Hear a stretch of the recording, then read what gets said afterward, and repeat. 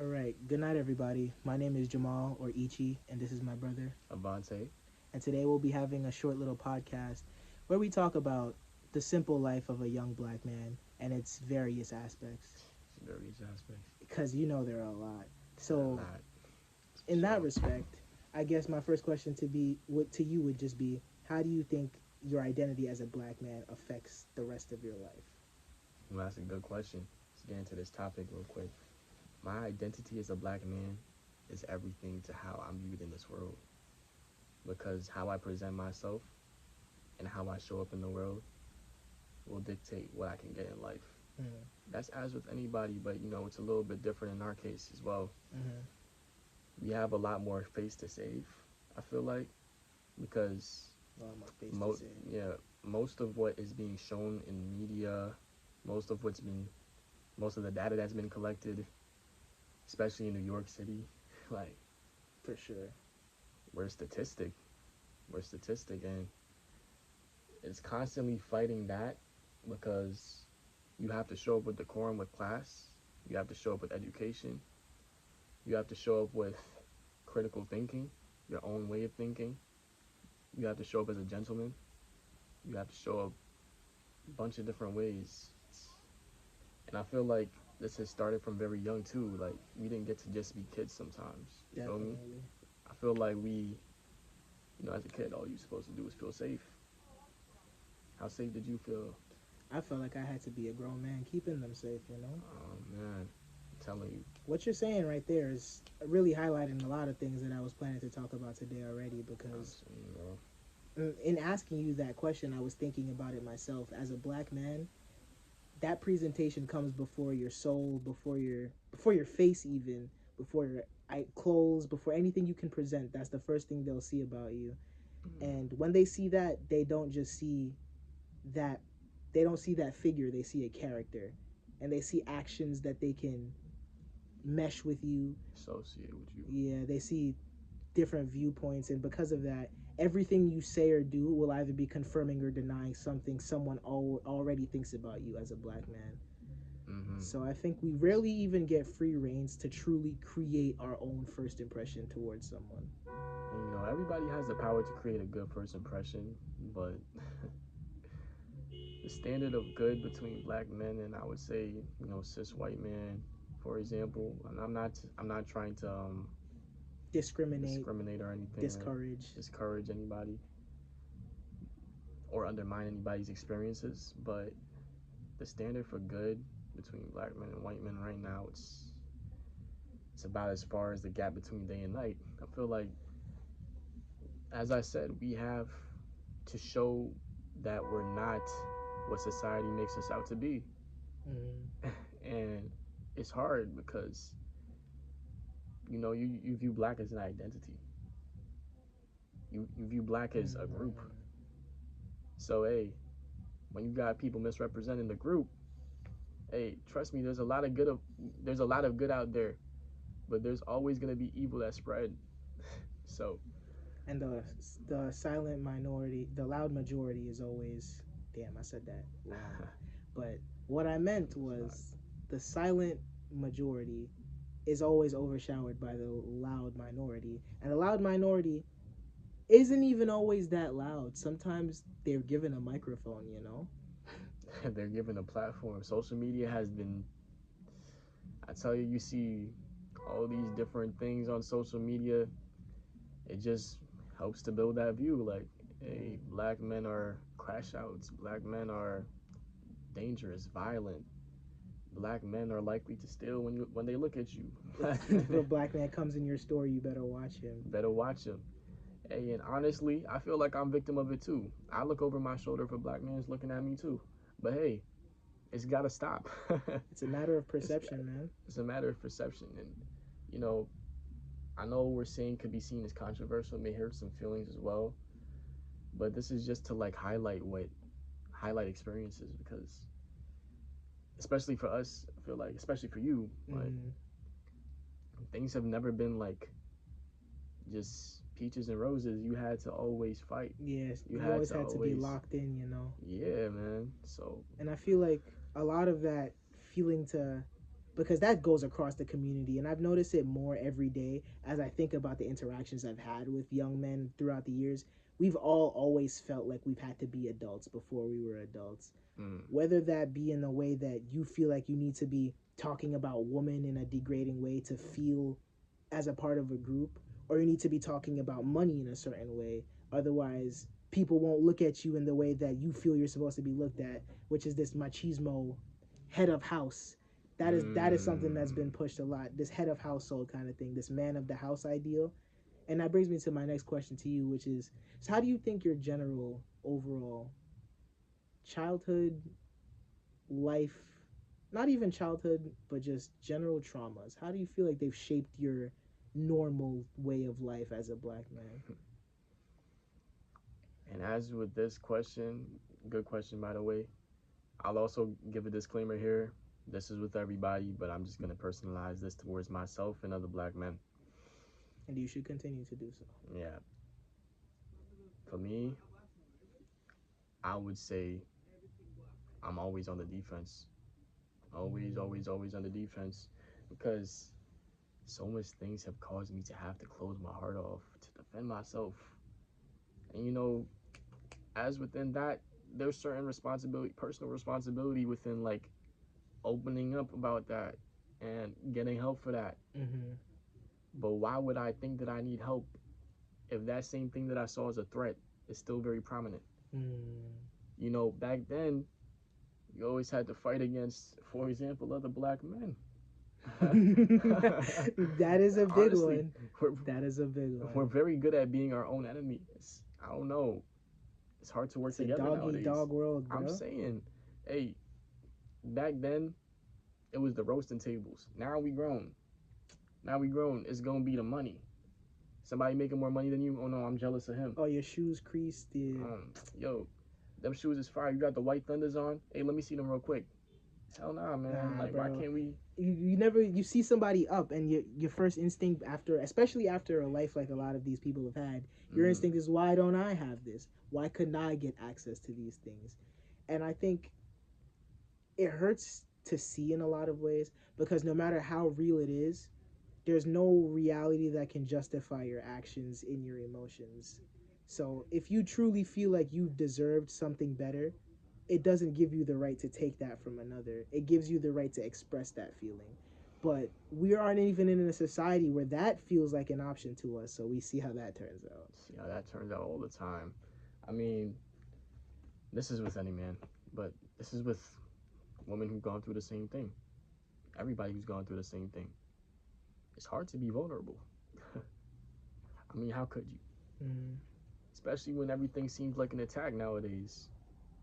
Because everybody feels like they out to get you. Hey.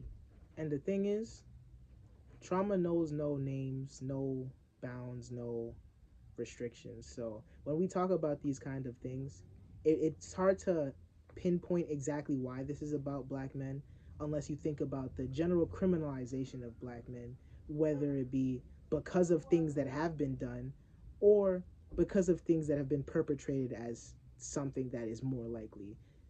For example, as a black man, you get labeled as a drug dealer, wherein more likely it is that people found in poorer neighborhoods sell these things that are readily available to them, and you can find it across the country, across the world, no matter where you go. But certain things are classified, especially in concentrated groups like New York, like you said. Especially New York. And, sorry to spin this off into a new topic. This is Let's what hear I've it. noticed about this fight that we trying to fight, they don't want to fight the fight. Let me tell you this. It will be them same very black men that will coerce younger black men into becoming them, into becoming hateful, Mm-hmm. jealous, vindictive. And this is not to throw subs or shots or anything like that. But I'll say this, as a young man coming up, you never want to be seen as soft. Never. And that's the thing too. That's an important thing you brought up. And this is something that I've been actually been thinking about for a couple of days now, in regards to black men, but in regards to life. in almost every human's life, there's a point where you have to choose whether or not you're gonna live perpetrating someone else's trauma. And Ooh. for a lot of us, the older you get, the harder it is to break that restriction, because how much trauma do we have when it comes to safety, when it comes to vulnerability, when it comes to outward expression, whether it be the way you dress, the way you talk? Everything has a bit of trauma embedded into it. And what is trauma besides a fear of change? I'm gonna let y'all sit with that one for a little bit because I definitely had to. And you know what? Say it again for the people in the back because, What is trauma but a fear of change, man? man, you want to know why that's so real? Trauma causes us to build up that same wall that defends against an attack that has long passed. Mm. Think about PTSD. And this is not to discredit soldiers. You've been through a lot. This is just explaining, hey, a little psychological phenomena that I'm thinking of. Mm-hmm. Yo, there's no, you got home, you're laying in your nice little bed, there's no more bombs, but it's that single cue, Just that one frame that of mind. one frame of mind. You wake up and you fighting ghosts. It's like, and this happens on the micro level between any black man out there, between any human out there. Truth. Trauma got you fighting ghosts. You built up defense mechanisms fighting nothing. And as a black man, you can see the problem is too, people will look for these signs everywhere else. You have to look at yourself. I've noticed it too. I walk down the street for hours and hours, but the moment I walk past someone that looks like me, we both look over our shoulders. What does that say about my perception of him, and what does it say about my perception of me? We always want to think about how someone from the outside is viewing us, but those views have an effect on us because we were born into this world just like everybody else was. And to that rate, I want to ask you, how do you feel like you've actively worked on your perception of your own community to get to the point where you can understand these things as traumas and not just ways of life? I think the biggest thing was separation because you can't just keep on being in the same place that you wish to change. Mm-hmm. As you know, it requires distance to see the situation. You got to take it from a bird's eye view because hey man, as I was saying, the lunchroom tables. Mm-hmm. I got flamed. I got flamed anytime I got around that table, man. Word. You get away from it, and okay, you get away from it for a day, but you gonna go back there. You already know what you're thinking of is coming up with solid roast to get back at them. You thinking about every time you sit down at your desk at home, you just think, what they gonna tell me? What am I gonna say back? What am I gonna say back? You thinking about clapbacks? Hey, once I got myself the time to do this, I was like, yo, as much as they're jokes, I'm internalizing this. Hey, some dude said that I looked weird with a smile. I stopped smiling. That's real. And this is on the micro level. Imagine people always telling you this stuff about your whole entire race, like about a whole entire community. Mm-hmm. You're a man, but they're specifically talking to you as a black man. You're a man. You shouldn't cry. You shouldn't. You should know how to deal with this by now. You should be more mature than that. This. Tough. You should be strong by now. Strong in that thick skin. You gotta protect your mom, Mm-hmm. Here's how the cycle continues. A single mother with a son that needs to protect her. How can he grow up to be a man if he never started with being a child? You step into some pretty big shoes at a young age, I tell you that. Oh my. Mm-hmm. And like we keep on saying earlier, it's just as we talk about this more, we understand how these traumas have affected us and how we understand why black men as a community almost in this sense doesn't even exist, because we're just talking about people and how the world that they live in have created actions, and more than anything else, those actions have been eating away at this community more than they've actually been getting done. Because you, as my brother here, I could say with a straight face that you've never robbed anybody. But does it matter to anyone who's never met you? And it Oh, always goes just like that. and it's always like that. You kind of, and I might be a hypocrite. You might be a hypocrite. We do this to Bold ourselves as faced. well because hey, I see somebody walking behind me in the streets at night. He's black, and he walking a little bit too fast because of his own way of walking. His own priorities. He might have never robbed somebody, In but fact, I'm thinking that he he might did. own a business, but CEO. But me, I'm thinking that he's out to get me. I'm behind, looking behind my I'm looking shoulder. I'm behind my speeding up shoulder. too, I'm walking through cars and shit. Like, and he's over here trying to make sure he gets home to feed his family on time. right. He over here hitting the gas because he's trying to get home to his wife and have some fun. Home to his kids and have a family night, a game night, something like that. But hey, we always paint everybody else with our own perceptions of them. Mm-hmm. Never let them just be themselves. And when it comes to Yeah. that, and I suppose this will be the final question that we touch upon, is how do you feel like, you know what, I'll generalize it even more. Okay. In the ways that you become more whole as a person, what do you feel is the way that you could say as a black man one becomes fully themselves?